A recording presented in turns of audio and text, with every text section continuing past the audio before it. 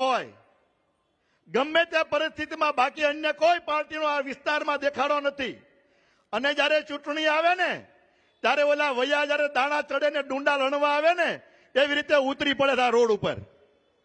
ગુજરાતની કતારગામની પ્રજા સારી રીતે જાણે છે અને ગોફણે કેમ દેવા. ગુજરાતના લોકોને ગમે ત્યારે જેને ફાવે એમ આવી પડે. આ આખા કતારગામનો અહીં બેઠેલા તમામ લોકોને હું ખુલ્લું આહવાન કરું છું. કતારગામનો એક પણ રોડવે ખાડાવાળો બતાવી દે મને. કતારગામની અંદર કોમ્યુનિટી હોલ હોય, મલ્ટીપર્પઝ હોલ હોય, હેલ્થ ક્લબ હોય, હેલ્થ સેન્ટર હોય, વાંચનાલય હોય, લાઇબ્રેરી હોય, લેક ગાર્ડન હોય, પાર્ટી પ્લોટ હોય, ચિલ્ડ્રન પાર્ક હોય. શું ઘટે? શું ઘટે? ઘટે તો સાહેબ આટલી વસ્તુ કતારગામની અંદર એક વિસ્તારમાં આવતી હોય ને, હું માનું છું કે કતારગામના લોકોને આ વિસ્તારના આ લોકોને ઉપયોગ કરવાના જયારે નાયબ મામલતદારની કચેરી સહિત જયારે કતારગામમાં મૂકી હોય. સુરક્ષાની મેં વાત કરી.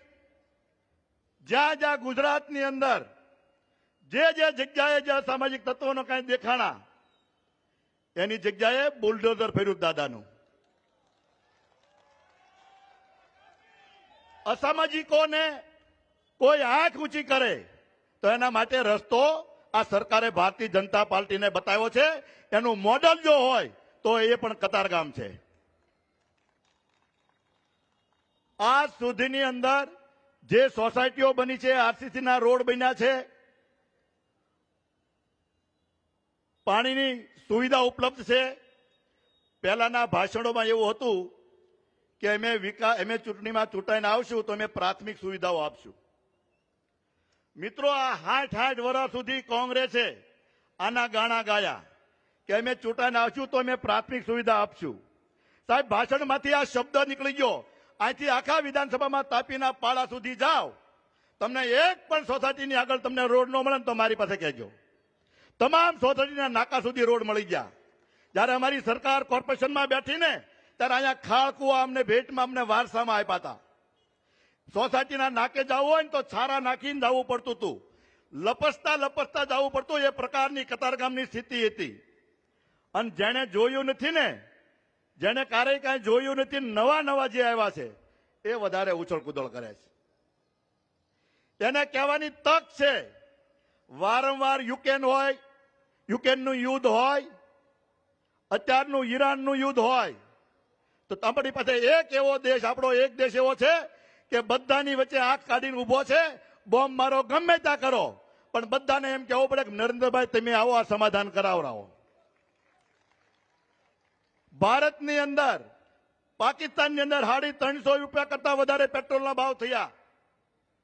ગુજરાતની અંદર કોંગ્રેસે વાવાઝોડું જગાવવાનો, અફરાતફરી ફેલાવવાનો પ્રયાસ કર્યો.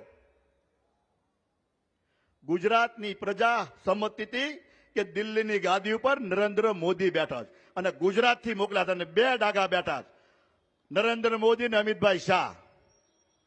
આપણા ત્યાંથી ગેસ અને પેટ્રોલના જે જહાજો હતા, મુર્મુઝની દરિયાની ખાડીમાંથી દુનિયાના કોઈ પણ જહાજ નથી નીકળતા. અને જો નીકળતા હોય ને તો એ ભારત દેશના જહાજ નીકળે છે. અને ટૂંક સમયમાં જ્યારે ને ત્યારે આપણા ગુજરાતના દરિયાના કિનારે આવીને લંગર નાખે છે. ગુજરાતની અંદર ક્યાંય પણ પેટ્રોલની લાઈન લાગવા નથી દીધી. એ નરેન્દ્ર મોદી ને ભૂપેન્દ્ર દાદાનું શાસન છે. એના કારણે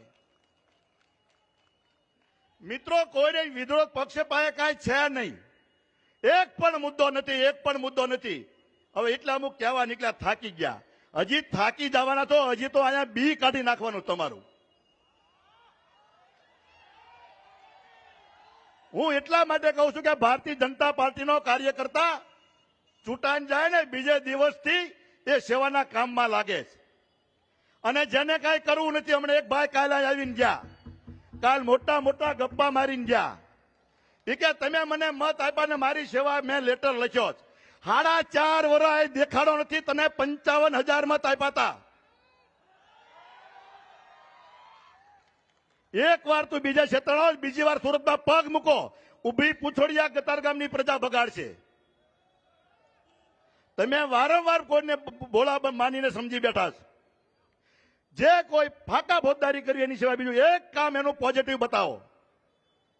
મને ખબર છે કાલી એને હું ગપ્પા માર્યા, પણ એના ગપ્પાનો મારે વધારે ઉલ્લેખ નથી કરવો.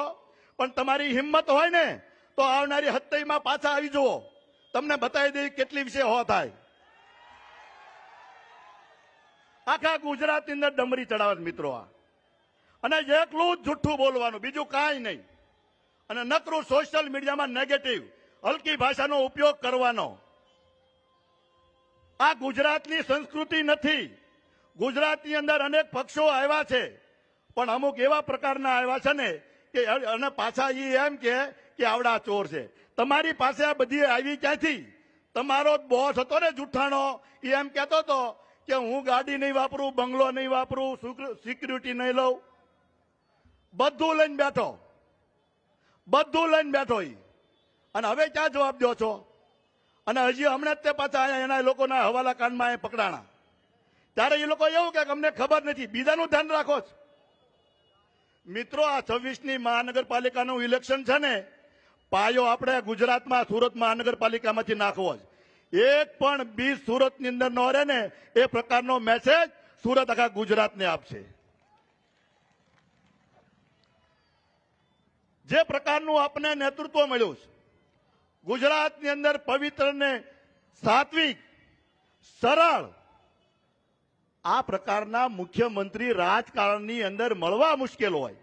આપણા રાજ્યપાલ આચાર્ય દેવવ્રત, ભીષ્મ પિતામહનું નામ, અને એવા જ ગુણ આખા રાજ્યની અંદર પ્રાકૃતિક ખેતી માટેની અખંડ ધૂણી દખાવી.